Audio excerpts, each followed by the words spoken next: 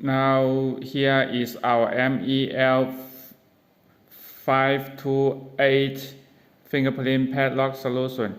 We can see here this is the fingerprint module and here is the LED light, and we can see these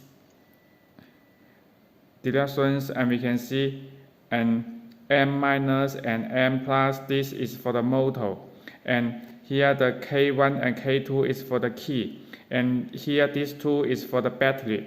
Now we can see this interface is for micro USB, just like this. And when you are using for padlock, now we can see here you can add the motor by this way and add the battery by this way, the battery like this. That will be okay for a padlock solution.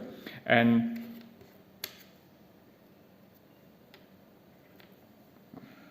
here is how it looks.